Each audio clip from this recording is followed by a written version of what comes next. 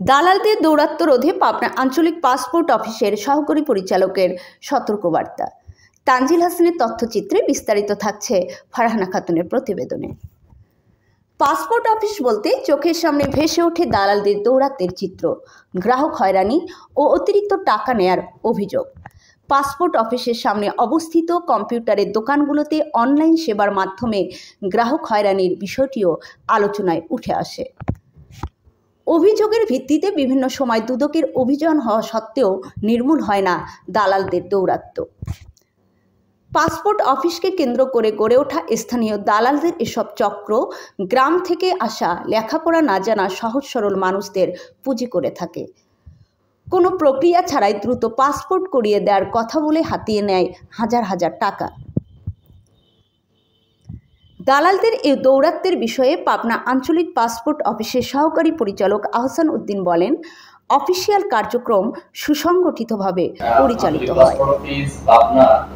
আমাদের মহাপরিচালক স্যারের নির্দেশক্রমে আমরা সর্বাত্মক জনগণের জনবান্ধব উপায়ে পাসপোর্ট সেবা দেওয়ার চেষ্টা করে যাচ্ছি এবং আমাদের এই দ্বারা অব্যাহত থাকবে।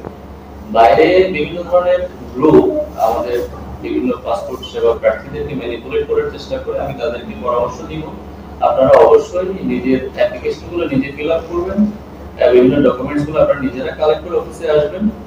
আমাদের ইন্টারভিউ মডিউল নিচে আছে 101-এ, ওখান থেকে আপনারা ইন্টারভিউ সম্পন্ন করবেন এবং অফিসে যে কোনো কাউন্টারে কোনো ধরনের হ্যারাসমেন্ট হলে এবং কোনো সেবা পেতে কোনো ধরনের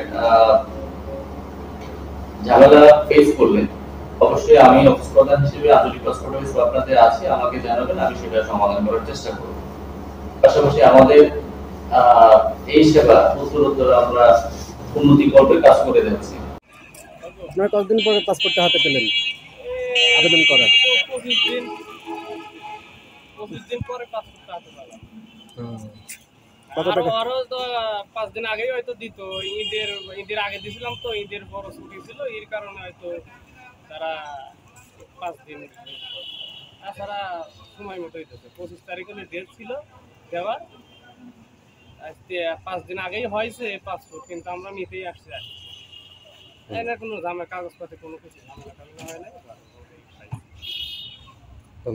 অতিরিক্ত সুবিধা আদায়ের চিন্তা বর্জন করে ব্যক্তিগত সচেতনতাই পারে দালালদের দৌরাত্ম্য রোধ করতে। ফারহানা খাতুন, রূপসী বাংলা টিভি।